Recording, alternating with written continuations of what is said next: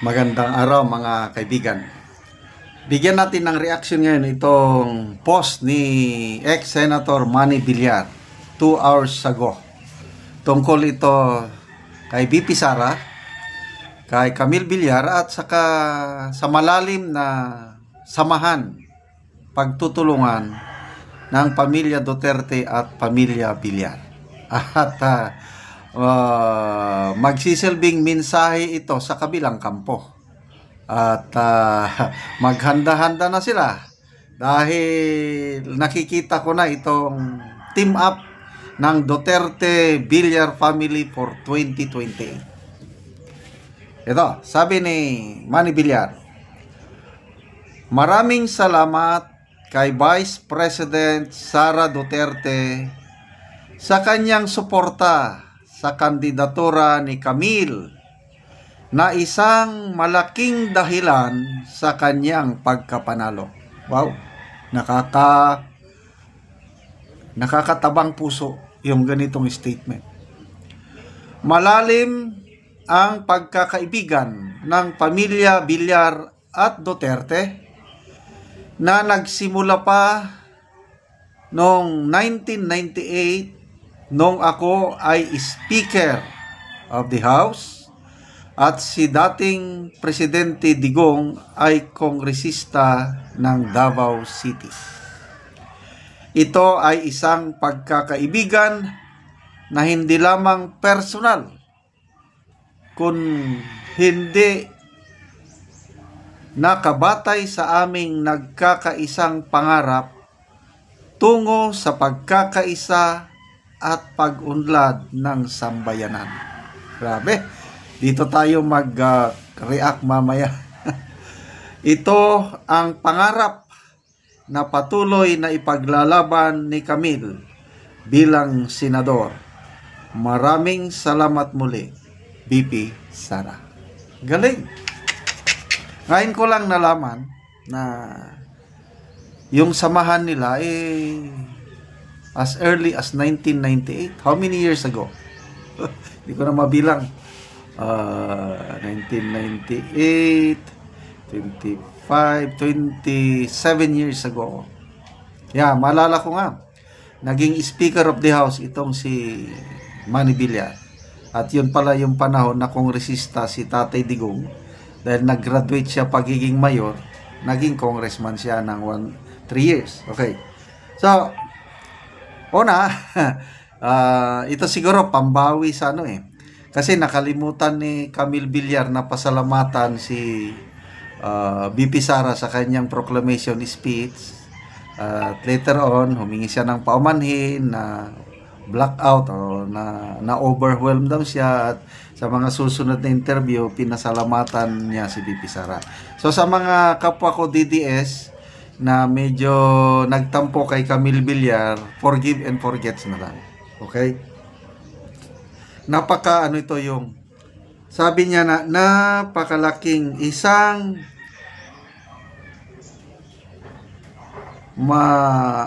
malaking dahilan ang kanyang pagkapanalo, yung pag-endorse ni BP Sara kay Camille, which is very true. Duterte na ako, kami, naka-ready na yung sample ballot namin Duterte lang talaga. Nung nag-endorse si BP Sara, Camille, dahil sa tiwala namin kay BP Sara, isinama namin. And I believe maraming DDS na bumoto kay Camille and Senator Amy, kaya nanalo sila. At napakalaking bagay ito na mismo ang patriarch ng Villar family, personal na nagpasalamat kay BP Sara. Palatandaan niya ng may utang na loob. Okay? So ito, isang sampal din sa kabila, kasi yung kabila, parang ibinibilang pa rin nila na member ng alyansa si Camille. Kaya sinasabi nila, 6 daw ang nanalo sa alyansa. Oy, mag-isip-isip naman kayo. Umalis si Camille sa inyo. Okay? Although hindi lang formal na pag-alis, kailangan yung last, I don't know how many weeks, wala na, umalis siya sa inyo. Kaya, huwag nyo lang sabihing 6 ang nanalo sa alyansa, 5 lang. And then, Pia Cayetano, paalis na rin niya. Okay, ito yung very significant dito, no? Sa impeachment muna tayo. Kailangan ni BP Sara ng kakamping senador. Ito, Nacionalista Party. Ang head ng Nacionalista Party, Manny Villar.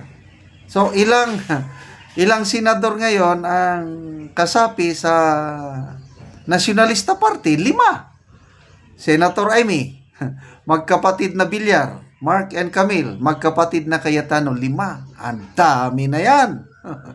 Idagdag mo yung 4 na PDP. Bongo, Bato, Marcoleta, and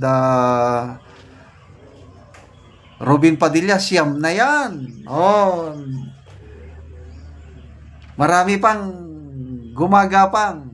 O yung binulgar, o yung pasabog ni Marlica, 2 senador, Ping and Pia, nakipag-meet and greet kay BP Sara para ipaliwanag na ayaw nila ng impeachment. These are all wow. Kaya sige, bring it on. Let the battle begins. I want bloodbath. Yung mga lawyers ni BP Sara, si Senator Amy, o pati si Senator-elect Marcoleta, ayaw nilang matuloy ang impeachment. Maraming gumagalaw para hindi na matuloy. Kahit nga ang palasyo nagsalita na ang Yusek Castro na hindi daw ipupurso ng Malacanang yung impeachment. Kaya lang sabi ni BP Sara, ituloy nyo, I want bloodbath. At medyo na-shock sila sa bloodbath. Kaya violente daw si BP Sara. Ano pa? Yun, biglang nag-offer ng reconciliation. Biglang nagpa-interview kay Katunying na ano bang purpose nila doon? Is it real reconciliation or just saving the sinking boat? So, 2028, partnership nito.